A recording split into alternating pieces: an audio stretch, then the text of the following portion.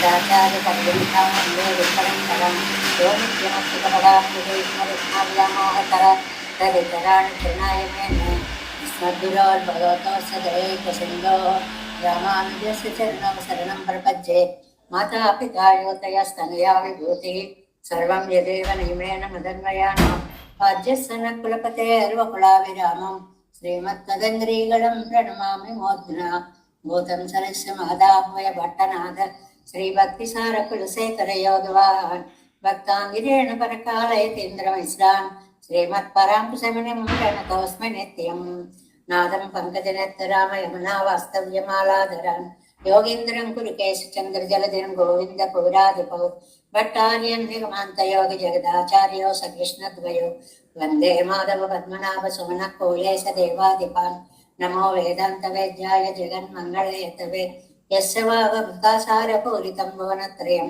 वेदांत वेद्यामृतवारिरसये वेदान्तसारामृतपूरमग्र्यं आदाय वर्षन्तमहं प्रपद्ये कारुण्यपूर्णं कल्वैरिदासं श्रीमत्कृष्णसमावाय नमो यामुनसूनवे यत्कटाक्षैकलक्ष्याणां सुलभश्रीधरः सदा श्रीकृष्णपादपादाब्जे नमामि शिरसा सदा यत्प्रसादप्रभावेन सर्वसिद्धिरभून्मम लोकाचार्याय गुरवे कृष्णपादस्य सूनवे संसारभोगिसन्दष्टजीवजीवतवे नमः श्रुत्यर्थसारजनकं स्मृतिबालमित्रं पद्मोल्लसद्भगवदङ्घ्रिपुराणबन्धुं ज्ञानादिराजमभयप्रदराजपुत्रम् अस्मद्गुरुं परमकारुणिकं नमामि द्राविडाम्नाय हृदयं गुरुपर्वक्रमागतं रम्यजामातृदेवेन दर्शितं कृष्णसोनन सुन्दरजामातृमुने प्रपद्ये चरणाम्बुज संसारार्णवसम्मग्नजन्तु सन्तारपोतकं नमोऽस्तु देवराजाय चतुर्ग्रामनिवासिने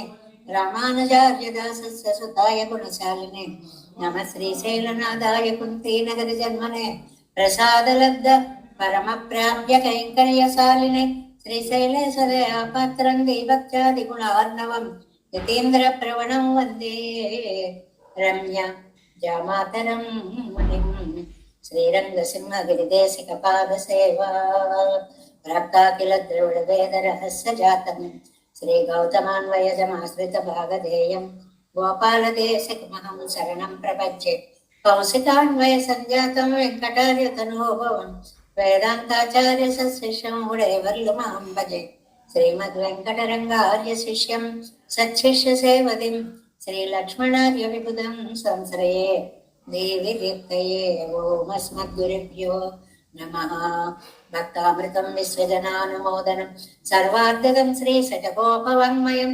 सहस्रशाखोपनिषत्समागमं नमाम्यहं द्राविडवेदसागरं तिरुवழிதினாடென்னும் தெங்குருகூரென்னும் அருவினியவன் பொன்னலென்றும் அருமறைகள் அந்தாதி செய்தான் அடியினையே எப்பொழுதும் சிந்தியாய் நெஞ்சே தெளிந்தோர் மனத்தாலும் வாயாலும் வன்குருவோர் பேணும் அதிரைஞ்சேன் தனத்தாலும் ஏதும் குறைவில்லையன் எந்தே சடகோபன் பாதங்கள் யாம் உடைய பத்து எந்த பெரும் கீர்த்தி ராமானுசமனுதன் வாயந்த மலர் பாதம் வணங்குகின்றேன் ஆயந்த பெரும் சீரார் சடகோபன் செந்தமிழ் வேதந்தரிக்கும் பெறாத உள்ளம் பெறா வான் திகழும் சோலை மதுரங்கள் வன் புகழ் மேல் வான்ற தமிழ் மறைகள் ஆயிரமும் என்ற முதல் தாய் சடகோபன் மயம்பால் வளர்த்தை தத்தாய் இராமானுசன் மிக்க விரை நிலையும் மெய்யாமயர் நிலையும் தக்க நிறையும்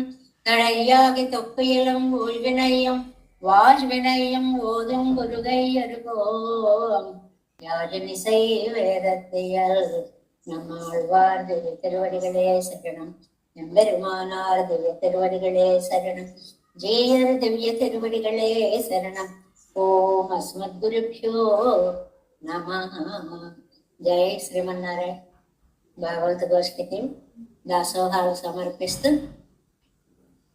నమ్మాళ్ళవార్లు అనుగ్రహించినటువంటి తిరువాయిమొഴി దివ్య ప్రబంధంలో 6వ పదిలో 7వ దశకంలో మనము 3వ పాసురాన్ని మొదలు పెట్టుకుంటున్నాము.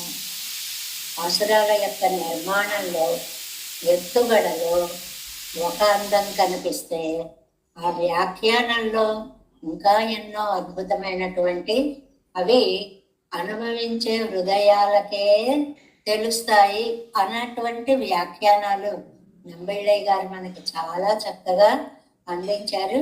ఇందులో నిజంగా సైకాలజీ, మానవ మన ప్రవృత్తి అనేటువంటిది ఎలా ఉంటుంది, దాని పరిణామ దశలు ఎలా ఉంటాయి, ఒక ఆనందం హద్దు దాటితే అప్పుడు ఆ మనస్సు ప్రవర్తించేటువంటి విధానాలు, పోకడలు, భావాలు, ప్రకటనలు ఇవన్నీ ఎలా ఉంటాయి అనేటువంటిది నమ్మాళ్ళవార్ల ద్వారా నంబిళ్ళయ్య గారు చాలా అద్భుతమైనటువంటి వ్యాఖ్యానాలు అందించారు.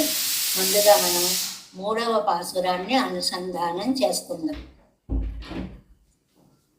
പൂവൈ പൈങ്കിളികൾ വന്നു തൂതൈ പൂം പൊട്ടിൽകൾ യാവയ്യം തിരുമാൽ തിരുനാമങ്ങളെ പൂവിയലും എൻ പാവൈ പോയിനി തൻ ഭജന തിരുക്കോളൂർക്കേ പൂവൈ വായ് തുടിപ്പ മഴை കണ്ണൊടു என் செய்யுங்களோ మనసు చాలా ఆనంద ప్రకటనగా వచ్చినప్పుడు ఈ మనస్సు ఎన్ చెయ్యంగలో ఏం చేస్తుందో, ఎంత అనుభూతిని పొందుతుందో, ఎంత బాగుందో చెప్పలేకపోతున్నామో. ఎందువల్లంటే ఆళ్వారు నాయకకి ఇప్పుడు అన్నీ కూడా పెరుమాళ్ళ యొక్క నామమే అయిపోయాయి. ఈ పాసురంలో ముఖ్యార్థం అంటే ఈ దశకం యొక్క ముఖ్యార్థం ఏదుందో, ఉన్నం సేర్ పరుగు నీర్ తిండం వెత్తిలయ్యం ఎల్లాం కన్నం అన్న మాటకే వివరణగా ఉందా ఈ పాసురము. అన్ని అన్ని అన్ని ఆయన దివ్య నామాలే. అర్థం చూడండి. పూవై పైన నానావర్ణమైన చిలుకలు, చిలుకల్లో చిన్న చిన్న పక్షి జాతి ఉంటుంది, వాటిని పూవై అంటారు. మళ్ళీ చిలుకల్లాగే ఉంటాయి కానీ మరింత చిన్న పక్షులు. ఇవి మనం నిత్యం మన చెట్ల మీద, మన ఇళ్ల దగ్గర ఉండేటువంటి ఆ పక్షి జాతిని సందర్శిస్తూ ఉంటే లెక్క పెడదాం అనుకుంటేనండి 200-300 దాటిపోయి అన్ని రకాల పక్షులు, చిన్న చిన్న చిన్న పక్షులు. ఇవాళ కనపడ్డ పక్షి రేపు కనిపించదు. ఒకటి పెద్ద తోకతో ఉంటుంది, ఒకటి చిన్న తోకతో ఉంటుంది, ఒకటి బొటన వేలంతే ఉంటుంది, ఒకటేమో నల్లగా ఉంటుంది. ఎంత నలుపో నిజంగా. నిన్న ఒక పక్షి వచ్చింది, ఎంత అద్భుతంగా ఉంది. ఒకటేమో నీలంగా ఉంటుంది, ఒకటేమో బొటన వేలంతే, మొత్తం పక్షి అంతా కలిసి బొటన వేలు మధ్య భాగం దాకా ఇంతే పక్షి అనమాట. కిచకిచలాడుతుంటే ఏమిటని చూస్తుంటే ఇంతింత పక్షులు. అరే, ఇంత అద్భుతమైనటువంటి సృష్టిలో పూవై అది రకరకాలైనటువంటి అందాలు కలిగినటువంటి చిన్న చిన్న పక్షి జాతులు. అవి చిలుకలు అవ్వచ్చు, మిగిలిన వాటిల్లో వేరే వేరే జాతుల యొక్క పక్షులైనా కావచ్చు. పైం కిళిగల్, మళ్ళీ పచ్చటి చిలుకలు. ఈ మిగిలిన జాతులన్నీ వేరు, ఈ పచ్చటి చిలుకలు వేరు. అంటే క్లారిటీ ఇచ్చారనమాట. అవి చిలుక పిల్లలు కావండి, అవి వేరే వేరే పక్షి జాతుల పిల్లలు, ఇవేమో ప్రత్యేకంగా పచ్చటి చిలుకలు అని రెండింటిని విడిగా అందించారు. ఇవన్నీ అవన్నీ ఒకటి చిన్న చిన్న పక్షులు, రెండవది పక్షి జాతి చిలుకలు, పందు, బంతి. ఆడుకునేటువంటి ఆళ్వారి నాయకి చేతిలో ఎప్పుడు కూడా బంతి ఉంటుంది, ఆ సవటాలు ఆడుకుంటూ ఉంటారు చేతిలో. అవన్నీ కూడా ఉంటాయి అని మనకు వస్తుంది పాసురాల్లో. అలాగ బంతి ఒకటి. దానిని ఎంత వేదాంతార్థంగా చెప్తారండి. సృష్టికి దానిని ఉపలక్షణంగా చెప్తారు అన్నమాట. అలాగే చేతిలో బంతి, తూదై, చిన్న పాత్రలు అవి పుట్టేబడు పువ్వులుంచుకునే సద్దలు. చిన్న పాత్రలు అంటే లక్క పిడతలు అనుకుందాం. మనకి చిన్నప్పుడు చూడండి లక్క పిడతలు ఇప్పుడు కూడా పిల్లలకు పట్టాం, కానీ అప్పటి పాత రకాలు వేరే. ఇప్పుడు మళ్ళీ స్టీలులో, వెన్నెల్లో, బంగారాల్లో రకరకాల ఇంతింత పాత్రలు, ఇంతింత పాత్రలు, ఇంతింత పాత్రలు. వీటన్నిటినీ కూడా పుట్టిల్లు కూడా పువ్వులుంచుకునే సజ్జలు, చిన్న చిన్న బుట్టలు, ఆటల్లో అన్నమాట. మామూలుగా పెరుమాళ్ళకి పువ్వులుంచుకునే బుట్టలు కాదు, మన ఆటలాడుకోవడానికి పిల్లలకు కొంటాను చూడండి, వాటిల్లో ఇంత బుట్ట ఉంటుంది, చిన్న బుట్ట. అందులో మళ్ళీ హ్యాండిల్ ఒకటి పోతే అడుగున ఇంతే బుట్ట ఉంటుంది, అందులో ఒక పువ్వు పెట్టుకుంటాం. ఇలాగా రకరకములైనటువంటి యావయ్యం అన్నీ, అవి పక్షులు అనుకోండి, చిలకలు అనుకోండి, బంతులు అనుకోండి, చిన్న పాత్రలు అనుకోండి, పువ్వులు ఎంచుకునే సజ్జలు అనుకోండి, ఏవైనా అనుకోండి. తిరుమాల్ శ్రేయప్పతి యొక్క తిరునామంగళే, అన్ని పువ్వు, అన్నీ ఆయన యొక్క పేర్లే. అంటే ఆళ్వార్ నాయకుడికి ఎంత తాదాత్మ్యం వచ్చిందంటే, అక్కడ లెక్క పెడితే అనుకోండి, ఓ కేశవ అని దాన్ని పేరు పెట్టి ఆ పాత్రను తీసుకుంటారు. ఆ పక్కన చిన్న సజ్జను కొంచెం ఉందనుకోండి, ఏ అరవిందలోచన అని అంటూ ఆ దాన్ని తీసుకుంటారు. అంటే ఈ వస్తువులకు కూడా ఆయన పేర్లే పెట్టేసింది మొత్తం ఈవిడ. నోట్లోంచి భగవన్నామం తప్ప, మనసులోంచి భగవన్నామ చింతన తప్ప రెండవది లేనంత తాదాత్మ్య స్థితిని పొంది ఉంది ఆళ్వారి నాయకి అని చెప్పడం అన్నమాట. పూవి, పూవి అంటే ఉచ్చరించి పలుకుతోంది. ఓ కేశవ రారా అని ఆ బుట్టను పట్టుకుంటాం, ఏ నారాయణ రారా అని బంతిని పట్టుకుంటాం. ఇలా ఈ నామాలన్నిటితోటి ఆ ఆట వస్తువులన్నిటినీ లీలా ఉపకరణాలు అంటారు. వీటిని ఆడుకోవడానికి ఉపయోగించేటువంటి సాధనాలకు కూడా భగవంతుడి పేరే పెట్టేసి యశం అలాగే బతుకుతోందండి, జీవిస్తోందండి మా అమ్మాయి. ఎన్ పావై, మా అమ్మాయి, అసలు మా అమ్మాయి, మా పావై బొమ్మ, మా బంగారు బొమ్మ, నాకే అది చంటి తల్లి. అది మళ్ళీ ఆటలు, ఆ ఆటల్లో అది అమ్మ. మన ఇళ్లలో పిల్లలు ఆడుకుంటుంటే చూస్తూ ఉంటారు చూడండి, వాళ్ళే పెద్ద అమ్మ నాన్న అయిపోయినట్లు, ఆ బొమ్మలన్నీ వాళ్ళ పిల్లలు అయినట్లు. ఇదిగో ఇది కాస్త తినే తినే అని వాళ్ళ పిల్లలకి పెడుతూ ఉంటే మనం దూరం నుంచి చూస్తూ అబ్బా ఏం ప్రేమ, ఎంత ప్రేమ అని ఆనందాన్ని అనుభవించినట్లుగా ఇప్పుడు మా అమ్మాయి ఇలా అంటుంటే నా తాయిమారవస్థలో ఉన్న ఆళ్వారి నాయకు హృదయం పరవశించిపోతుంది. పళనం తిరుక్కోళే పోయి ఎక్కడికి వెళ్ళిందండి మా అమ్మాయి? ఇంత సున్నితమైన, ఇంత దైవలగ్నమైనటువంటి మనస్సు కలిగిన, ఇంత మృదువైనటువంటి మా అమ్మాయి తప్పనిసరిగా తిరుక్కోళూరుకే వెళ్ళింది. ఎలాంటి తిరుక్కోళూరు? తన్ పഴనం, మంచి చక్కటి పొలాలండి. నిజంగా పొలాలున్న ఊళ్ళో అందం ఎంత బాగుంటుందో, ఆ మధ్యలో కూర్చుంటాం. మనం అందులో పట్టణాల్లో ఉండిపోయిన వాళ్ళం ఒక్కసారి పల్లెటూరికి వెళ్ళామనుకోండి, చక్కగా తోటల మధ్య తిరుగుతూ అక్కడ కొబ్బరికాయలు కొట్టుకుని మనం వెళ్ళిన వాళ్ళందరికీ ఆనందం అనమాట. మా తోటలో కొబ్బరి బొండాలు తాగండి అంటారు. అవన్నీ చక్కగా తాగుతూ ఆ గట్ల మీద విహరిస్తూ ఆ పక్కన తటాకాల్లో చూస్తూ ఎంత కాలమైందో ఆ లోపల ఉండేటువంటి పద్మాలని నెమ్మదిగా ఒక్కొక్క దాన్ని గట్టుకి ఉన్నటువంటి వారిని కోసుకుంటూ ఈ అనుభవాలు ఉన్నాయి చూడండి, ఎంత ఆనందాన్ని ఇస్తాయో. అదిగో ఆ ఊరికే వెళ్ళిందండి మా ఆళ్వారి నాయకి. వెళితే పర్వాలేదు, పోవై వాయితుడెప్ప మన కన్నులు, అది నామం అందాం అనుకుంటుందండి. ఎన్ మధుసూదన అందాం అనుకుంటుందండి. అనేటప్పటికి పెదవులు అదిరిపోతున్నాయి. ఇంకా మధుసూదన అన్న నామం బయటికి రావట్లేదు. అంత తాదాత్మ్య స్థితి అనుకుంటూ అక్కడితో ఆగిపోతాను. ఇంకా అద్భుతం ఏమిటంటే మഴ కొండు పొడు కళ్ళల్లో నీళ్ళు వస్తున్నాయండి. అలాగా మഴ కంగుడు వర్షధారలు అలా కళ్ళల్లోంచి వచ్చేస్తున్నాయి. ఇది చాలా అద్భుతమైనటువంటి ప్రయోగం అన్నమాట.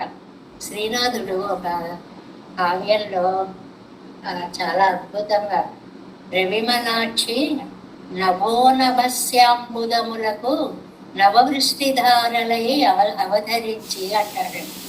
ఎంత గొప్ప ప్రయోగము! నభో నభములు అంటే కారు మేఘాలండి. ఆ కళ్ళు కారు మేఘాలయ్యాయి. ఆ భావం చూడండి. కళ్ళు కారు మేఘాలు అయ్యేటప్పటికి నవవృష్టి ధారలయ్యాయి. కన్నీళ్లు పద్మాలకి నాళాలయ్యాయి. ఈవిడ కళ్ళు తామర పువ్వులైతే ఇవి నాళాలయ్యాయి అంట. ఒక అద్భుతమైనటువంటి భావన. అంటే దుఃఖంలో కూడా భగవన్మయత్వము అనేటువంటి చెప్పేటువంటి భావం. ఈవిడికి 2 అవస్థలు. పేరు చెప్దామంటే పెదవులు వణికిపోతున్నాయి, మాట అందాము అని అంటే కళ్ళు నీళ్లతో నిండిపోతున్నాయి. ఎంత పారవస్యం కలిగితే ఈ అవస్థ వస్తుంది, అది మనం ఇక్కడ ఊహించుకోవలసినటువంటి విషయం అన్నమాట.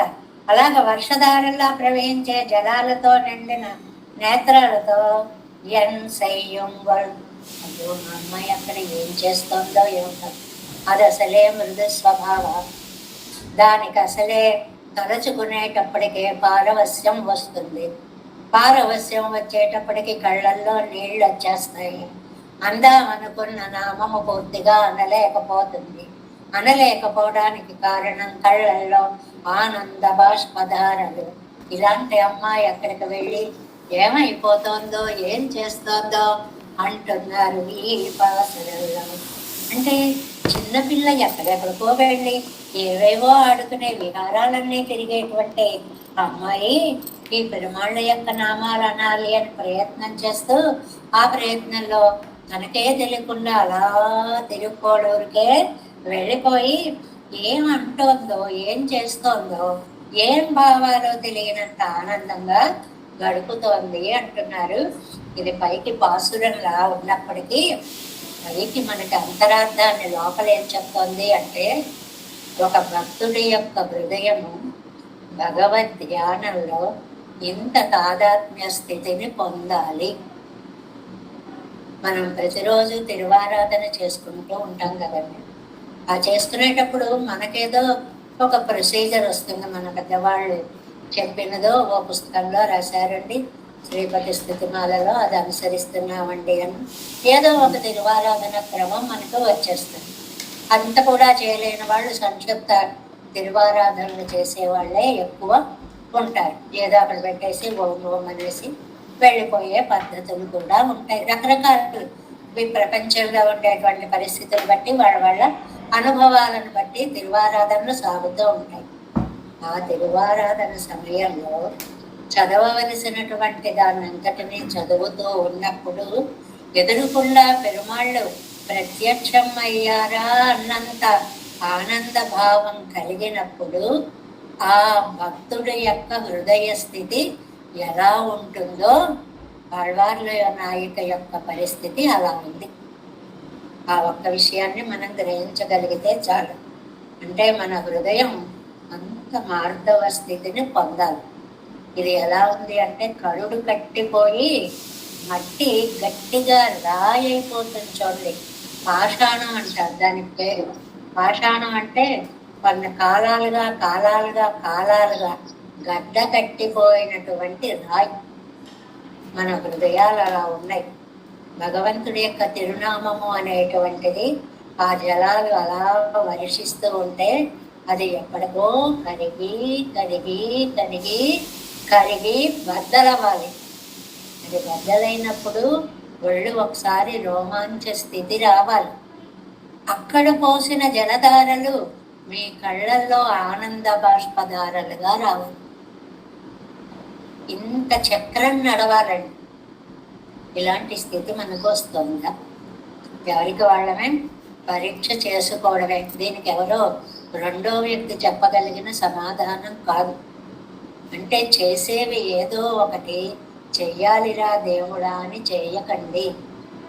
ఆనందపూరితమైనటువంటి మనస్సుతోటి వాటిని చదవండి, ఆరాధన చెయ్యండి, ఆనందాన్ని పొందండి అనేది చెప్పడమే ఈ పాసురం యొక్క తాత్పర్యంగా వ్యాఖ్యానంలో చెప్తారు. చాలా అందంగా ఉంటుంది వ్యాఖ్యానం కూడా. మోహన్ రామ్ పాట్ 226వ పేజీ అండి వ్యాఖ్యాన గ్రంథాల్లో. తిరుక్కోళూర్ ప్రత్యాసన్నమానాల్ ఎంగనే ఉడై కొడై పడక్కడవళ్ కడవళ్ ఎంగిరాళ్. ఈవిడికి తిరుక్కోడూరు దగ్గరికి వచ్చేసింది. అయ్య బాబోయ్, ఆ ఊరు దగ్గరికి వెళ్ళేటప్పటికి తట్టుకోలేని ఆనందంతో ఎంత పరవశురాలైపోయిందో, ఎంత కలవరపడిపోతుందో మా అమ్మాయి.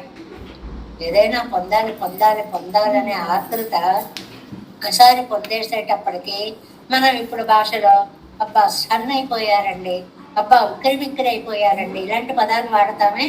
అలాగే పెరుమాళ్ళ దగ్గరికి, తిరుక్కోగలూరులో ఉన్న పెరుమాళ్ళ దగ్గరికి సేవించుకోవాలని తల్లడిల్లిన మా అమ్మాయి ఒక్కసారి ఆ ఊరు వెళ్ళేటప్పటికి ఆహా వచ్చేసానా, ఎంత ఆనంద తరంగితం అవుతుందో. దర్శన మాత్రం చేత మనం రైళ్లలోనూ ఏదో తిరుమల వెళుతూ ఉంటాం అనుకోండి, ఆ ఏడుకొండల వాడి యొక్క గోపురం, ఆ దివ్య నామాన్ని ఉండేటువంటి ఆ లైట్లతోటి అలంకృతమైనటువంటి నామం కనిపిస్తుంది అనుకోండి, ఒక్కసారిగా ఎదుగో వచ్చేసామని ఎలాగా ఆనందపడిపోతామో, అలా ఆళ్వారి నాయకి కూడా ఇదిగో తిరుక్కోళ్ళూరు వచ్చేసా అని ఎంత తల్లడిల్లిపోతుందో, ఆనందం తట్టుకోలేక ఉక్కిరి బిక్కిరి అయిపోతోంది అనుకుంటున్నారు అని నమ్మిళ్ళయ్య గారు చాలా అందమైనటువంటి వ్యాఖ్యానాన్ని ఇస్తున్నారు. పూవై జారి వేరన్నై పండు పోదు పొక్క వేండం పరువత్తిలం. పరువం మంచి వయస్సు వచ్చింది. ఈ వయస్సు వచ్చేటప్పటికి రకరకాల భావాలు వస్తాయి అన్నమాట.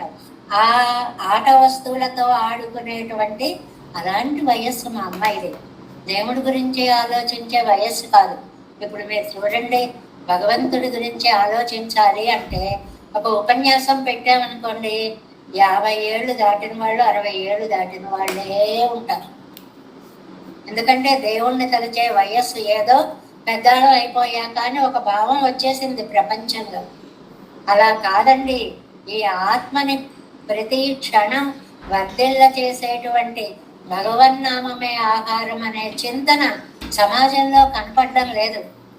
అలాంటి సమాజంలో పువ్వులతో, బంతులతో, బుట్టలతో, లక్క పిడతలతో ఆడుకునే వయస్సులో ఉన్నటువంటి మా అమ్మాయి తిరునామత్తయ్యే కొండు జీవితిరుక్కుమవళ్ కిడీర్ పోనాళ్. ఈ నామాలనే స్వీకరించి ఒక్కొక్క నామాన్ని ఆవిడ చుట్టూ అన్నీ ఉన్నాయి. లక్క పెడతగా కనపడ్డగా ఓ మధుసూదన ఎండ్రు, ఆ లక్క పెడతని తీసుకుని నువ్వు మధుసూదనుడు కదా అని ఈ నామంతో ఆ బొమ్మని పక్కన పెడుతోంది. చెప్పుకున్నాం కదా, వివిధ నామాలతో వివిధ వస్తువులని కూడా భావిస్తోంది. ఇంగిరిందనాడ్ మత్తొన్ను ధారకమాయ్ అంగే పోయవనాలే ధరిక్కపోనాడో. ఇక్కడ ఉన్నప్పుడు అంటే ఆవిడ ఈ తిరుక్కురుగురులో ఆళ్వారు నాయికగా ఉన్నప్పుడు కూడా ఉన్నం చోరం పరుగు నీరు తిన్నం వెత్తిలయం ఎల్లాం కన్నాన్ అన్ని ధారక పోషక భోగ్యాలు అన్నీ కూడా పెరుమాళ్లే అనుకునేటువంటి నాయక అంగే పోయి అవనాలే ధరిక్కపోనాడు.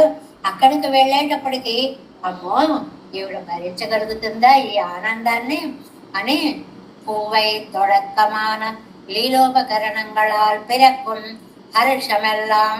పిల్లలకి చూడండి, ఆడుకోవడానికి ఒక సెట్ కిట్టు కొనిస్తామండి. ఇది ఎలా ఉందో, అబ్బా ఇంత బాగుందో, ఈ బొమ్మ ఎంత బాగుందో అని నిజంగా ఎగిరి గంతులు వేసేస్తారు పిల్లలు. అవన్నీ ఎంత ఆనందాన్ని ఇస్తాయో. ద్వయత్తిల్ తిరుపడియే శ్రీయప్పతి యంగిర తిరునామత్తై చొల్లి అత్తాలే ఉండగా నింద్రదు. అమ్మో ఎంత విశేషాన్ని చెప్పారు. ఇవన్నీ కూడా కండి ద్వయానుసంధానంలోనే ఆళ్వారు నాయకుడికి కలుగుతున్నాయి. ఇది అండర్లైన్ చేసుకున్నాం. ద్వయం అనేటువంటిది అంత అద్భుతమైనటువంటి మంత్రం. అష్టాక్షరికి ఎన్నో నియమాలు ఉన్నాయి, కానీ ద్వయం మంత్ర అనుసంధానానికి నియమము లేదని. గాలి పీల్చడానికి ఎలా నియమం లేదో అష్టాక్షరిని అనుసంధించడానికి అలా నియమం లేదు. సర్వకాల సర్వావస్థలలో శ్రీమన్నారాయణ చరణౌ శరణం ప్రపంచే. శ్రీమతే నారాయణాయ నమః. ఇది శ్రీరామాయణ భావం అండి. ద్వయానుసంధానాన్ని నింపుకున్న రామాయణం అంటారు కదండి. ఈ ఒక్క నామాన్ని చదివితే మంత్రాన్ని రామాయణాన్ని చదివినంత పుణ్యం వస్తుంది. అందువల్ల అన్ని కాలాలలోనూ మీరు తలచుకోండి, అనుసంధానం చేసుకోండి అంటారు వ్యాఖ్యానంలో. మనం ఏదో ఒక భగవన్నామానికి అలవాటు పడి ఉంటాం అనుకోండి, కృష్ణ కృష్ణ అనుకుంటూ ఉంటాం, లేదు రామ రామ అనుకుంటూ ఉంటాం, వాసుదేవ వాసుదేవ అనుకుంటూ ఉంటాం, హే రామానుజ రామానుజ అనుకుంటూ ఉంటాం. ఇవన్నీ అనుకోండి, ఇవి అనుకోవద్దని కాదు, కానీ ఎప్పుడు సమయం దొరికినా ద్వయమంత్రానుసంధానం చేసుకోండి.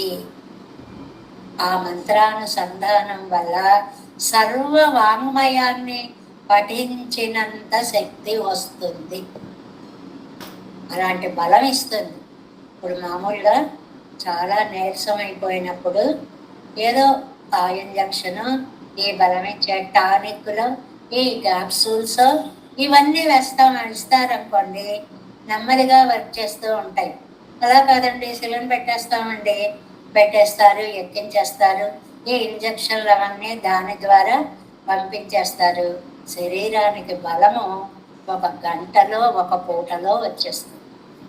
అలాగే ఆత్మకి బలాన్ని ఇచ్చేటువంటిది భగవన్నామాల యొక్క అర్థాన్ని నింపుకున్నటువంటి ద్వయ మంత్ర అనుసంధానము. కాబట్టి మనందరం కూడా అవకాశం ఉన్నప్పుడల్లా మీకు ఏ భావం వచ్చినా సరే ఆ మంత్రాన్ని తలుచుకుంటే, కోపం వచ్చింది అనుకోండి, ఆ కోపంతో కళ్ళు మూసుకుని ఒకసారి ద్వయమంత్రం అనుసంధానం చేసుకొని చూడండి, కోపం ఎలా తగ్గిపోతుంది. ఇది ప్రాక్టికల్గా మనం ప్రాక్టీస్ చేద్దాం. నేను కూడా, మనందరం ప్రాక్టీస్ చేద్దాం. చేసుకుంటే ఒక శాంతి వాతావరణం, ఒక సుహృద్ వాతావరణం, మనసులో కొండల్లా ఉండేటువంటి చింతలని పోగొట్టేటువంటి అద్భుత వాతావరణం ఈ మంత్రానుసంధానం వల్ల కలుగుతుంది అని చాలా పెద్ద వ్యాఖ్యానాన్ని ఇందులో ఇచ్చారు. సారం మాత్రం మనం చెప్పుకున్నాము అన్నమాట.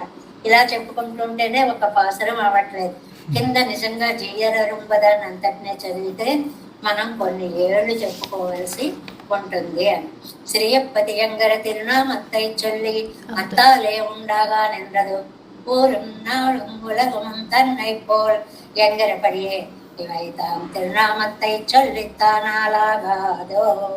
వెనక పాసరంలో మామూలుగా అడుగుతారనమాట, ఏమని, ఎండ్రు పెక్తి నంబెళ్ళయ్యై కేట్కా. పెక్తి అనేటువంటి ఆయన ఒక పెద్దలండి, పెక్తి అనేటువంటి ఆయన ఒక భాగవతోత్తముడు యొక్క పేరది. ఆయన అన్నారట, ఏమండి నాకు చిన్న డౌట్ వచ్చింది, ఊరు నాడమని వెనక పాసరంలో అందరూ బాగుపడిపోయారన్నారు కదా, అందరూ అంటే ప్రాణం ఉన్న ప్రతిదీ బాగుపడుతుంది కదా, అందువల్ల ఈ చిలుకలు అవి కూడా ఆ శ్రీయప్పతి నామాన్నే ఉచ్చరిస్తూ ఉంటాయి కదా, మరి ఎందుకండి మళ్ళీ ఇలా చెప్పారు అని అడిగారు. చిన్న చిన్న పూర్వపక్షాలు చేసుకుంటూ సిద్ధాంతాలను స్థాపిస్తూ ఉంటారు. ఈ వ్యాఖ్యాన శైలిలో రెండు ఉంటాయి. ఒకటి పూర్వపక్షం, అంటే ఒక సందేహాన్ని రైస్ చేయడం. సిద్ధాంతం, మీ సందేహం ఇలా పోగొడుతున్నాను, ఇదిగో ఇది సిద్ధాంతము అని చెప్పడం. అలాగే ఇక్కడ రెండు సిద్ధాంతాలు వచ్చాయండి ఈ చిన్న లైన్లలో, ఈ చిన్న వ్యాఖ్యానాల్లో. ఏమిటి? ఈ పెత్తి అనే ఆయన అడిగారు. నెంబర్ 1, అన్నిటినీ ఆళ్వార్నాయికి ఊరం నాడు ఉలగం అన్నారు కదండి. ఊరు, దేశము, లోకము మొత్తం అంతటినీ కూడా మొత్తం సరిదిద్దినప్పుడు అన్ని భగవన్నామాన్నే ఉచ్చరిస్తాయి కదా. మళ్ళీ చెప్పడం ఎందుకు అంటే, అదొక వ్యభిచారముండు పందు తూదయ్యంగర విడతే తట్టు పిற்பక్కుం ఎన్న అంగనేయిరే என்றிசைந்து போனார் அவன் திருநாமங்களை ఇవత్తు కిట్టజైత్తదానాలో ఎన్నిల్. చాలా చక్కగా చిన్నది చెప్పారండి. అంటే ఇక్కడ వ్యభిచారముండు, వ్యభిచారం అంటే మన లోకంలో అనుకునేది కాదండి, ఆ సిద్ధాంతానికి వ్యతిరేకత వస్తుంది అని అర్థం. అబ్బాయి ఇక్కడ ఆ సిద్ధాంతం సరిపోలేదండి అని. ఎందువల్ల సరిపోలేదు అని అంటే, బంతి, లక్క పెడత ఇవన్నీ చెప్పారు కదా, ఇవి అచేతనాలు కదా. ఆళ్వారు నాయకి చేతనాలన్నిటినీ దిద్దింది అంటే మరి అచేతనాలు నామాన్ని చెప్పాలి కదా. అవి చెప్పగలవా? అవి చెప్పలేవు కాబట్టి మళ్ళీ చెప్పారు, క్లారిటీ కోసం, స్పష్టత కోసం. అంటే అన్నిటినీ సరిదిద్దింది అంటే చేతనాలని సరిదిద్దింది, అచేతనాలని సరిదిద్దింది ఆళ్వారు నాయకి అని చెప్పడం అనేటువంటిది ఇక్కడ పూర్వపక్షం తానే. వాటికి నామాన్ని చెప్పేటువంటి శక్తి ఉందండి, అచేతనాలకి లేదు. ఇది రెండవ పూర్వపక్షం అన్నమాట. అది లేదు కాబట్టి వాటికి కూడా ఒక్కొక్క నామాన్ని ఇచ్చి తద్వారా వాటిలో చైతన్యాన్ని తాను ఊహించి చేతన అచేతనాల చేత కూడా భగవన్నామాన్ని ఆళ్వారు నాయకి చెప్పించగలుగుతోంది అనేటువంటిది సిద్ధాంతంగా ఇక్కడ చెప్పారు. చిన్న పదాలే ఇన్ని అర్థాలు మనకి ఎక్కడున్నాయంటే కింద జీయర్ అరుంబదంలో ఊరికే ఒక్క లైన్ చదువుతాను చూడండి. ఎన్ పావై అన్నపడి అర్థాలు ఎన్ని చెప్పారో చూడండి. ఇక్కడ సిద్ధాంతాలు రెండు ఉన్నాయి. ఫస్ట్ లైన్ పూర్వపక్షార్థ ద్వయం తవిర సిద్ధాంతార్థం இரண்டு அதில் முன்னி வந்தோம் பூவை தொடக்கமான இச்சாரை புட்டில்களாகிற யாவையும் யாவையால் பிறக்கும் ஹர்ஷமெல்லாம் என்றபடி எருமன் பாவை உண்டாகான் என் பாவை என்றபடி கூவி எழுகை உண்டாகை பெத்த నిర్వాహத்துకు కూవి కూవింబడి అన్ని అంటాయి అనే మాటతోటి యశం సంతోషిக்கும் ఎన్ పావై ఎన్నపడి తృతీయార్థకు யாவை திருமால் திருநாமங்களை இட்டு அழைத்து సంతోషిக்கும் ఎన్ పావై. మా బొమ్మ, మా అందాల బొమ్మ, చేతనాలకి అచేతనాలకి కూడా భగవన్నామాన్నే పెట్టి సంతోషించి ఆనందాశ్రువులు రాల్చేటువంటి మా అమ్మాయి. ఇంత వ్యాఖ్యానం ఉందండి కింద. ఇంకా చాలా ఉంది, అవన్నీ చదవట్లేదు నేను. ఎందువల్లంటే ఒక్కటే విషయం, ఈ నామాన్ని తలుచుకున్నప్పుడు పరాంకుశ నాయకు పొందేటువంటి ఆనందము, పరాంకుశ నాయక లోకంలోని చేతనాలన్నిటినీ కూడా భగవన్మయాలుగా ఆనందాన్ని నింపుకున్నవిగా మార్చడము అనేటువంటిదే. ఇక్కడ లక్క పెడతలు అవి నామాన్ని చెప్పలేవు కాబట్టి వీటన్నిటికీ కూడా శ్రీయప్పతి నామాన్ని ఆళ్వార్లే పెట్టేసి ఆనందిస్తున్నారా అని అంటే ఎల్లాం కണ്ണన్. ఏమండి, అన్ని కണ്ണనే. అసలు ఇంకా మూడవ సిద్ధాంతం దగ్గరికి వచ్చారు. లీలోపకరణాలు అనేవి లేవు, ఎల్లాం కണ്ണన్. ఆ బంతి ఆవిడికి పెరుమాళ్లే, ఆ పూల సజ్జ ఆవిడికి పెరుమాళ్లే, అన్నీ పెరుమాళ్లే. ఏం లేదు, 3 వాక్యాలు అన్నారు అన్నమాట. చేతనాలన్నీ సరిదిద్దారు. ఆయన అడిగిన దానికి సమాధానంగా ఒక మాట పెట్టి అనే ఆయన అన్నదానికి సమాధానంగా ఒకటి అందరూ బాగుపడ్డారు అంటే చిలుకలు కూడా బాగుపడతాయి కదండి. 2 చిలుకలు చెప్తాయి కానీ అచేతనాలైన లక్క పెడతలవి చెప్పలేవు కదా. అందువల్ల వాటికి ఆ పేరు పెట్టారు.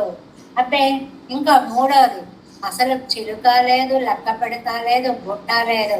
పుణ్యం సౌరం పరుగునీరం తిన్నం వెత్తులయం అన్నీ భగవన్నామాలే. కాబట్టి పూర్వపక్షాలు వేసుకొని సిద్ధాంతాలు స్థాపించి అన్నీ కూడా అన్నిటికీ కూడా భగవన్నామమే అనేటువంటి సిద్ధాంతాన్ని ఇక్కడ మనకి చెప్పారు అన్నమాట. ఇంకా తర్వాత అవన్ తిరునామంగళై ఇవత్తుకు ఇట్టలైత్తదానాలో ఎన్నెల్ పొన్నం సోరం పరుగు నేరు తిన్నం వెత్తులయ్యం ఎల్లం కಣ್ಣన్నరెక్కర అది మాత్ర ప్రావణ్యత్తుకు ఇది సేరాదే. అన్ని అవే, అన్ని ఆయనే అని చెప్పుకున్నప్పుడు వేరికి వేరే లీలోపకరణాలనేవి లేవు కదా. కనపడేవి కూడా తిరునామాలే లీలోపకరణాలుగా కనిపిస్తున్నాయి. ఈ ఒక్క వాక్యం రాసుకుంటే చాలు.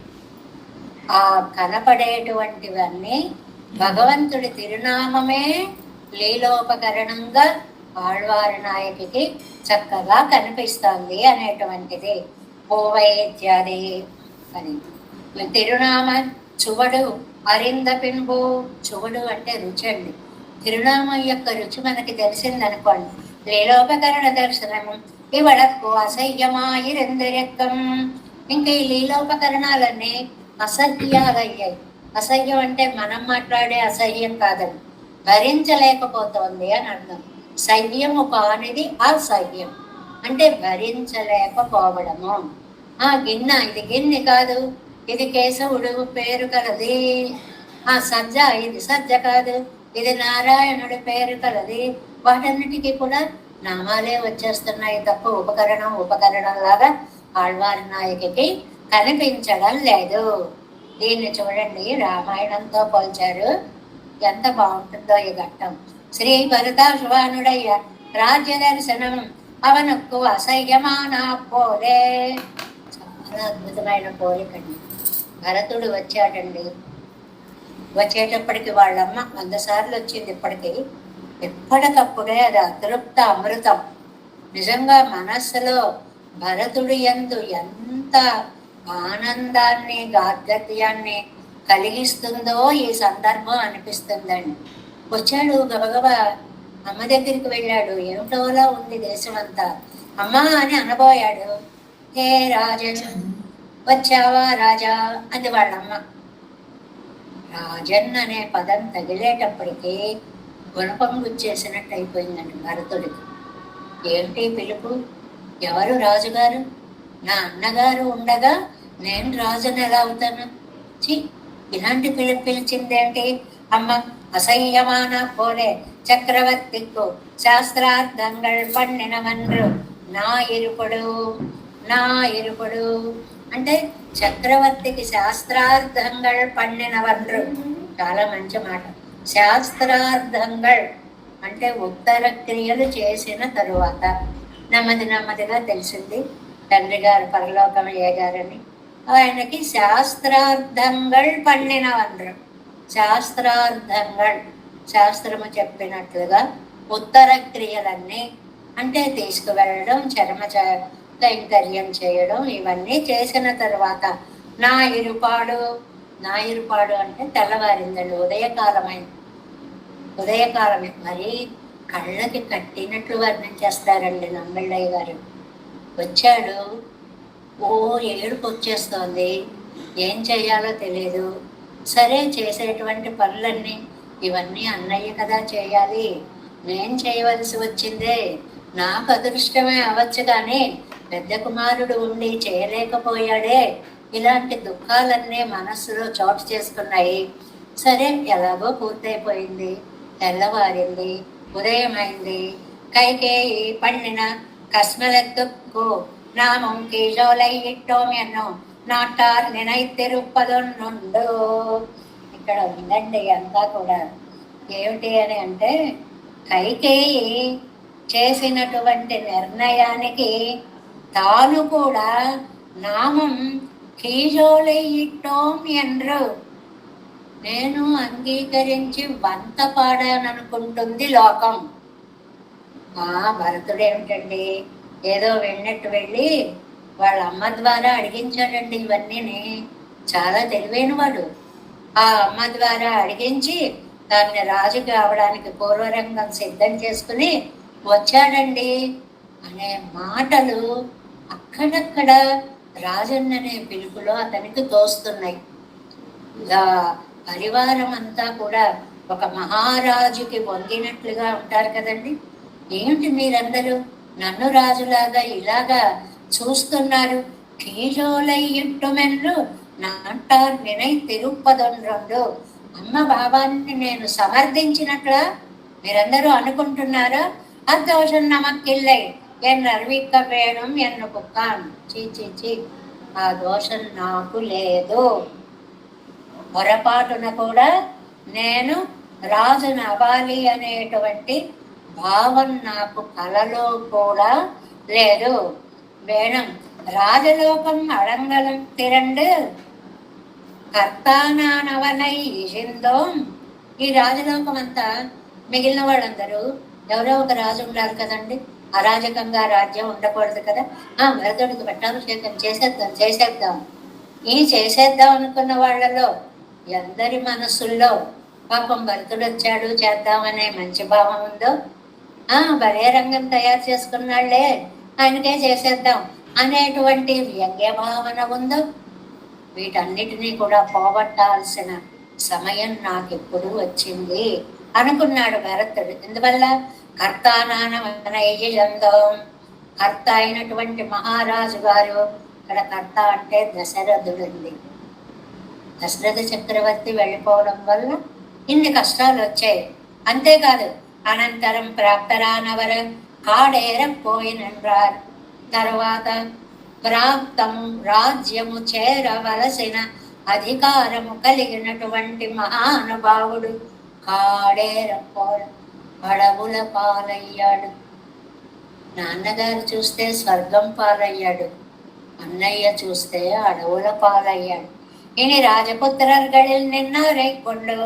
ఇప్పుడు ఇంక రాజలోకం అంతా పుత్రులంతా అనుకుంటున్నారు, నిర్వహిత్తు కొమ్మతనైరే ఎన్నో పార్తు. ఓహో, వీళ్ళందరూ నిర్ణయం చేశారన్నమాట, నా తల మీద ఆ ముళ్ళ కిరీటం పెట్టాలి, రాజ్య కిరీటం పెట్టాలి అని అనుకుంటున్నారన్నమాట. ఇది భరతుడి భావన. సమాజంలో ఇవాళ ఉన్న పరిస్థితికి, భరతుడి యొక్క మనోభావనకి ఎలాంటి ధర్మ వివక్ష ఉంది అనేది మనం ఒక్క క్షణం ఆలోచించాలి. బై హుక్కారు కుక్ అంటారే, ఎలాగో అలాగ నాకు రాజ్యం వచ్చింది అంతే చాలు, పదవిలోకి వెళ్ళిపోదాం అనుకునే పదవీకాంక్ష కలిగినటువంటి ఈ ప్రపంచంలో మంగళావహమాన సూర్య ఘోషంకళయం పండికొళ్ళిరందారుகள். ఇంతలో ఓ కాహళాలు, బేరీ బాకృతులు అంటూ వినిపించేస్తున్నాయి. ఢమ్ ఢమ్ ఢమ్ అంటూ కొట్టే ప్రతి శబ్దం గుండెల మీద కొట్టినట్లుగా అయిపోతుంది భరతాశ్వానికి అన్న. ఈ ధ్వని పట్టపోదు. ఇలాంటి శబ్దము చెవిలో పడగానే, ఒక మంగళధ్వని చెవిలో పడిపోతే ఆ మంగళధ్వని పెద్ద అమంగళధ్వనిగా భరతుడికి వినిపించింది. ఎందువల్ల మనస్సంతా అంత దుఃఖావహమై ఉండడం వల్ల. అందువల్ల కరుమాణిక్క మలయ్యల్ పిరాటే స్వయంవరத்துக்கு மனம் உரசலேந்து போது తోలి పట్టదెల్లం పట్టాన్. అది ఏదైనా ఇది తిరుమంగయ్య ఆళ్వార్ల యొక్క పాసుర ఖండము అని. అక్కడ ఆళ్వారు నాయక బాధపడినప్పుడు తోజిమారులందరూ కూడా ఎంత బాధపడ్డారో అలాంటి బాధని ఇవాళ ఇక్కడ అంటే తిరుమంగయ్య ఆళ్వార్లు రచించినటువంటి ఆ గ్రంథంలో నాయిక పడినటువంటి దుఃఖాన్ని చూసి మిగిలిన వారందరూ పడినంత దుఃఖాన్ని ఇక్కడ భరతాశ్వాన్లు పడ్డారు. ఎక్కడ ఒక భావ ప్రకటన చేయవలసి వచ్చినా దానికి ఇతర నాయకి, ఇక్కడ పరాంకుశ నాయకి ఎలాగో అక్కడ పరకాల నాయకి అలాగానే వెంటనే తిరుమంగయ్య ఆళ్వార్ల కొటేషన్స్ కూడా తీసుకొచ్చేస్తూ ఉంటారు. అది మనం ఊరికే చదువుతున్నాం తప్ప ఆ పాసురము లోపలికి వెళ్ళట్లేదండి, మనం పైపైన చెప్పేసుకుంటున్నాం. అక్కడ పరకాల నాయకి ఎంత దుఃఖపడిందో ఇవాళ పరాంకుశ నాయకి భరతుడులాగా అంత దుఃఖపడింది. ఇప్పుడు ముగ్గురు అయ్యారు, పరాంకుశ నాయకి, పరకాల నాయకి. ఈ వీళ్ళు పడే బాధ భరతాశ్వాన్ పడినంత బాధ. చాలా అద్భుతమైనటువంటి వ్యాఖ్యానం. చదువుకుంటుంటే ఒక దివ్య ఆనందం కలుగుతుందండి దీనివల్ల. మరి వింటే మీకు ఎలా అనిపిస్తుందో తెలియదు, కానీ ఈ రామాయణ అర్థాలను సమన్వయించుకుంటూ చదువుతుంటే మాత్రం నిజంగానే మనస్సు అక్కడ ఆగిపోయి, ఎంత స్వచ్ఛమైన మనస్సులా ఇటువంటి మహనీయులా ఈ రామాయణ పురుషులు అని ఎక్కడికక్కడ ఆనందం కలుగుతుందండి. అది చదివినప్పుడు ఒక మంచి శ్లోకం భరతుణ్ణి తలుచుకుంటే నిజంగా ముందుకెళ్ళదండి మనస్సు, అది దుఃఖంతో ఆనందం కలుగుతుంది. ఎందువల్లండి అంత అని అంటే ఒక లైన్ ఇచ్చారు చూడండి. విలలాపసభా మధ్యే అనే ఒక శ్లోకం అండి. సబాష్పకలయా వాచ కలహం సస్వరో యువ విలలాపసభా మధ్యే జగర్హే చ పురోహితం. చాలా అందమైనటువంటి శ్లోకం అండి ఇది. రాజన్, ఇదిగో నీకు ఇప్పుడు మేము పట్టాభిషేకం చేస్తున్నాము అనగానే ఆయన కలహం సస్వరో యువ. ఎంత బాగా రాశారో వాల్మీకి.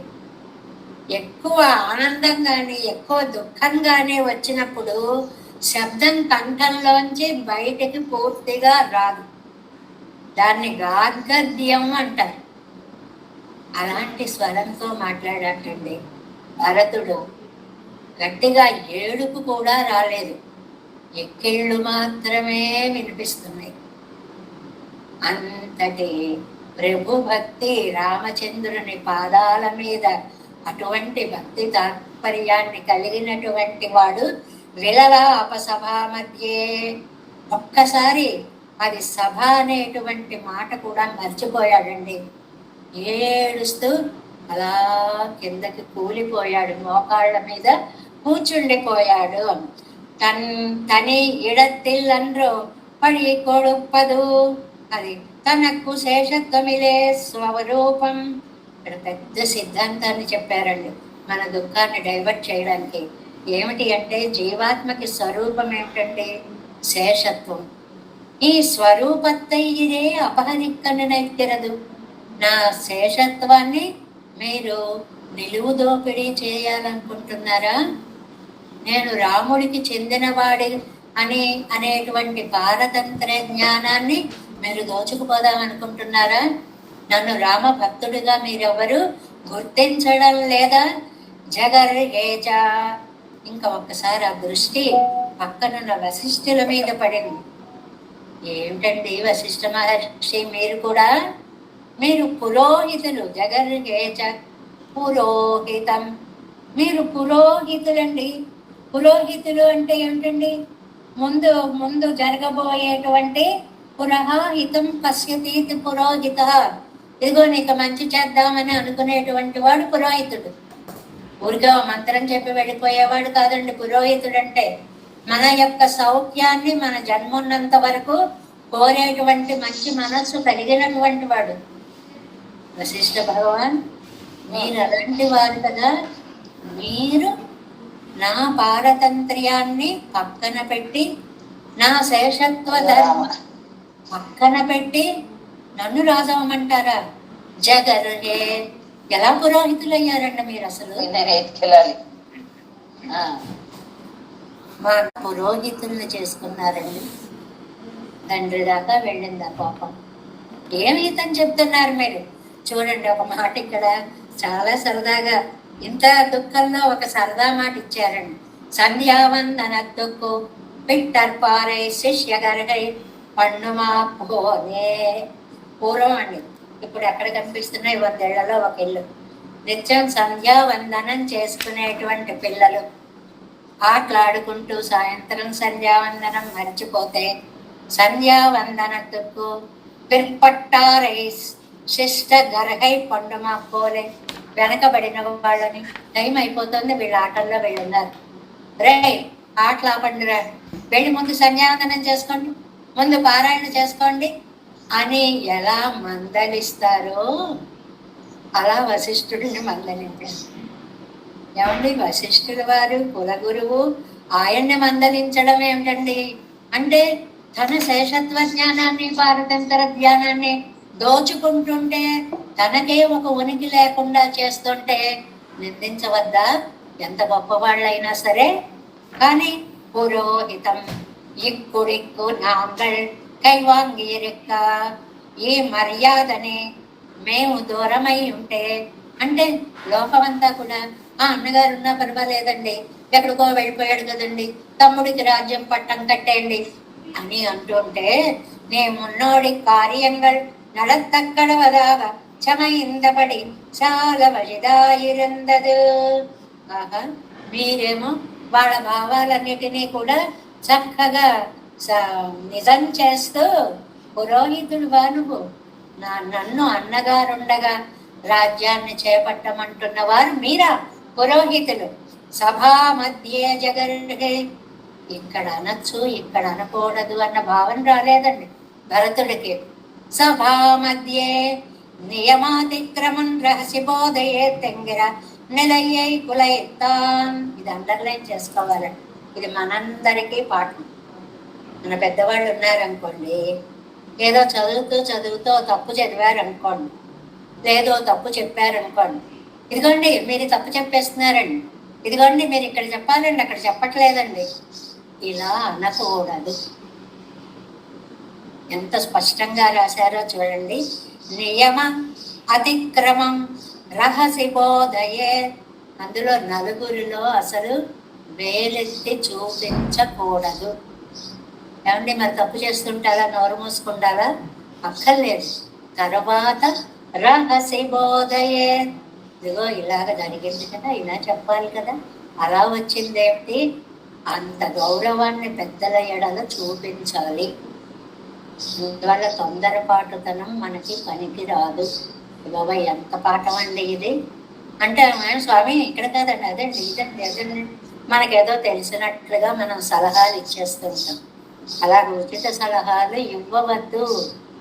చెప్పండి మీరు ఇలా చెప్పారే ఇక్కడ ఇది కాదు అదనుకుంటా కదా అని వారి దగ్గరికి వెళ్ళి చెప్పండి. అంతేగాని సెంటర్ ఆఫ్ అట్రాక్షన్గా నేను నిలబడాలి అనే భావంతో ఉచిత సలహాలు ఎవరికి ఇవ్వకండి. అయ్య బాబా ఎంత పెళ్ళను కొట్టినట్టు అనిపిస్తూ ఉంటుంది ఈ వాక్యాన్ని చదువుతూ ఉంటే. ఇది నిజమండి.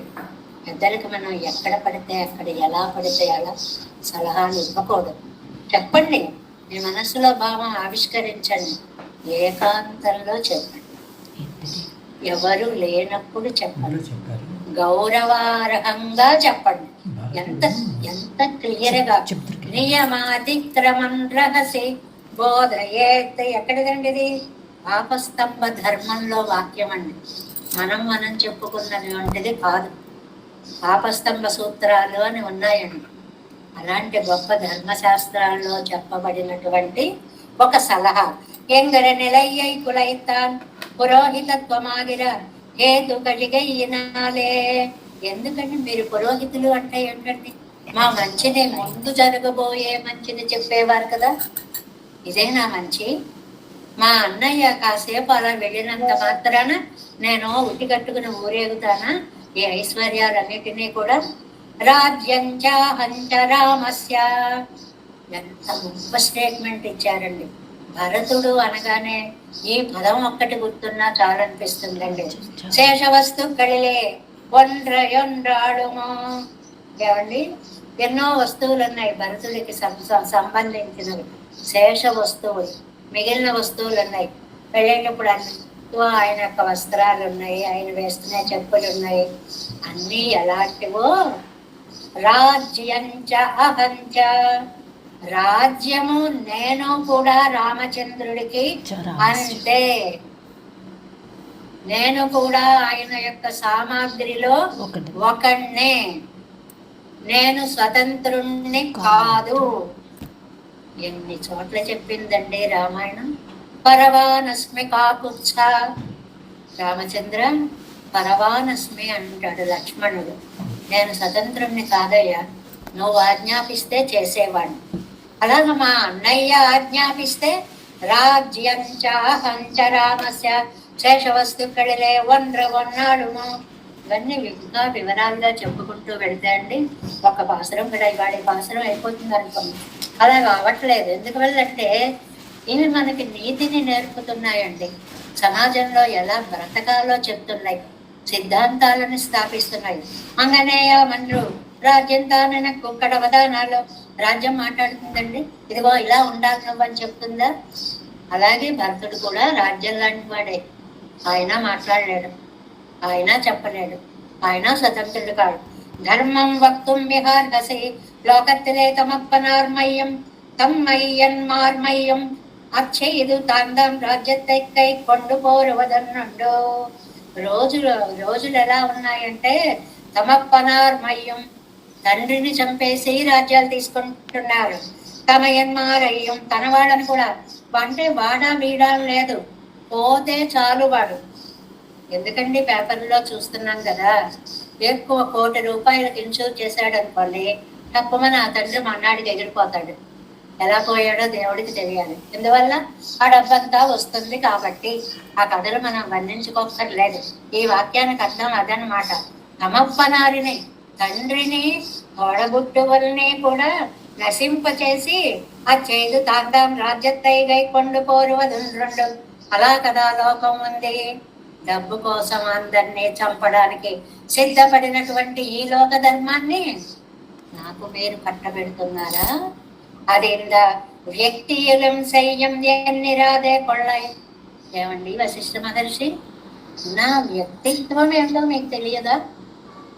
ఎంత బాగా వచ్చి అన్నాడో ఈ మాట. నేను అటువంటి తుచ్చుడని అనుకుంటున్నారా? నీచుడని అనుకుంటున్నారా? నా వ్యక్తిత్వం మీకు తెలియదా? అదే ఎన్ ప్రకృతి అరిందు, నా స్వభావాన్ని తెలుసుకుని అదుపు ఈడాగ వార్తై సొల్లపారాయి. ఈ భరతుడు ఇలాంటి వాడా కాదా అని వాడి స్వభావాన్ని తెలుసుకుని మీరు మాట్లాడద్దా? నేను ఎలాంటి వాడినండి? కథం దశరథాజ్యాతో భవేద్ రాజ్యాపహారక. చాలా అందమైన లైనండి. దశరథుడికి పుట్టిన నేను ఇంత పాపకర్మ చేస్తాను. ఆ గొప్పతనం తండ్రి దాకా పెట్టారండి.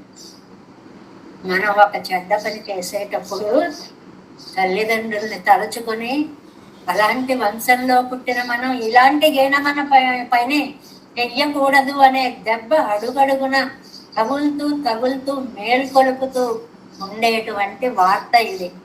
దశరథాజ్యాత, దశరథుడికి పుట్టినటువంటి నేను భవేద్ రాజ్యాపహారక, రాజ్యాన్ని దొంగిలిస్తాననుకున్నారా? ఆ వారు పెరింద అనంతరం ముడియవల్లవయన్ వైతిలే பிறந்தே நாம்படி எங்கనే அவர் పగట్టు పోన రాజ్యత్తైనా అపహరిస్తాల్. లోకల్లో అంతే, అమ్మయ్య లైన్ క్లియర్ అయింది అనుకుంటారండి. వాడు వెళ్ళిపోయాడు, ఆ రాజ్యం నాకు వచ్చేస్తుంది. నేనంత నీచుణ్ణి కాదండి. అలాంటి రాజ్యాన్ని నేను పరిపాలించాలి. అసలు నాకు రాజ్య పరిపాలన అక్కర్లేదు. ఎప్పుడు నాకు ఆనందము అంటే చెప్తాడండి, నువ్వు వచ్చి నీ కిరీటాన్ని పెట్టుకున్నప్పుడు అన్నయ్య, నువ్వు నాకు కైంకర్య కిరీటాన్ని పెట్టినప్పుడు నా జన్మ సార్థం. ఇది ఒక అద్భుతమైన స్టేట్మెంట్ రామాయణంలో. అంటే నీ దాసత్వం అనేటువంటి పట్టాభిషేకం, అంటే రామ కైంకర్య సామ్రాజ్య అభిషేకము జరిగి నాకు ఆ కిరీటం పెట్టాలి. ఇది భరతుడి యొక్క ఈ ఒక్క పదం చాలండి భరతుడి గొప్పతనాన్ని చెప్పుకోవడానికి. అంతేకాటండి, ఒక మాట అన్నాడు, నమస్యామి కృతాంజలి, నమస్యామి రాజ్యంచాహంచ రామస్య ధర్మం వక్తుమిహార్హసి కథం దశరథాజ్యాతో భవేద్ రాజ్యాపహారక. ఇలాంటి వాటిని అయితే నేను రాజ్యాపహారకుణ్ణి ఎలా అవుతాను అనేటువంటి దాంట్లో ఇంకొక మాట చెప్పాను. అసలు ఇలాంటి మాట వింటేనే నా జన్మ అయిపోవాలి, నా గుండె ఆగిపోవాలి. నేను రాతి గుండె కలవాడిని కాబట్టి ఇంకా బ్రతికి ఉన్నాను. కాబట్టి నమస్యామి కృతాంజలి అప్రాప్తమవన్ చొల్లత్త చెవి తాழ்తదుక్కు అపవాద ప్రాయశ్చిత్తం పండుగిరాన్. ఇలాంటి భయంకరమైనటువంటి మాట చెవిలో పడినందుకే నేను ప్రాయశ్చిత్తం చేస్తున్నా. నమస్యామి కృతాంజలి, నమస్యామి కృతాంజలి, నమస్యామి కృతాంజలి. పాపం శమించుగాక, పాపం శమించుగాక. ఏమిటండి అంత పాపం? నిన్ను రాజ్య పట్టాభిషేకం చేస్తాము అన్న మాట నా చెవిలో పడిన పాపం నశించుగాక. అటువంటి త్యాగమూర్తి అయినటువంటి భరతాళ్వాని యొక్క వైశిష్ట్యాన్ని మనం ఇవాళ ఇంతవరకు చెప్పుకున్నాము. తర్వాత రేపు చూద్దాము. దేవేశం ఘోరనాథం అదైతమం సంపద్మనాభం రమేశం స్వకార్యం కృష్ణయుగ్మేన చినగమ శిరో యోగి భట్టారి కౌచ గోవిందం పూరనాదేన సపురు కేసేంద్రం జతీంద్రం మాలాదురు ధ్యామనార్యో మమ హృది నిదదే రామ పద్మాక్షనాద తిరువరుణ్ మాల్సేన முதலிசெட்டு கோபன்னாதமன் சேரியப்பொன்னார் மணக்கால் நம்பிக்கன்றாம் ஆளவந்தார் குருமாலாதரர் குருகை பிரார் கம்பாம் எதிராசர் கோவிந்தர் கூரேசர் பட்டர் வேதாந்தகனை இருக்கின்ற கம்முடைய நம்பிள்ளை இவர் ஈடழித்த கேயந்த மாதவர் கற்பனாபரிவர் அருளாளர் திருவடி ஒன்றிய தேவ பெருமாள் கை கொண்டருளும் திருமலையாழ்வார் பதங்கள் முன்னள் சேரந்தனவே நமோஸ் தேவராஜாய சதுர்கிராம நிவாசனே ராமானுஜாரியதாசஸ்ய சுதாய குணசாலனே நம ஸ்ரீ சைலநாதாய குந்தி நகர ஜன்மனே பிரசாதலப்த பரம பிராப்தி கைங்கர்யசாலனே ஸ்ரீசைலேஷதயா பாத்திரம் தேவத்யாதி குணார்ணவம் சீந்திர பிரவணம் வந்தே ரம்யஜாமாதரம் மனுவாழ் திருவார்மொழி பிள்ளை மாதகவாழ் பாரியம் மனவாழமா மனுவன் வாழியவன் மாறம் திருவார்மொழி பிள்ளை மாநிலத்தோர் தேரும் வடிவுரைக்கும் சேர் ஸ்ரீரங்க சுமிதர் தேசிகம் பாத சேவா பிராப்தாக்கில द्रविड वेद रहस्य जातं श्री गौतमान्वयजम् आश्रित भागधेयं गोपाल देशकमहं शरणं प्रपद्ये कौशिकान्वय संजातं वेङ्कटारितनोभवं वेदान्ताचार्य सत्शिष्यो देवल्मां भजे प्रेमद्वेङ्कटरङ्गारि शिष्टं सत्शिष्य सेवतिं श्रीलक्ष्मणार्य विबुधं संश्रये देवी दीप्तये ओम् अस्मद्गुरुभ्यो नमः। जय श्रीमन्नारायण।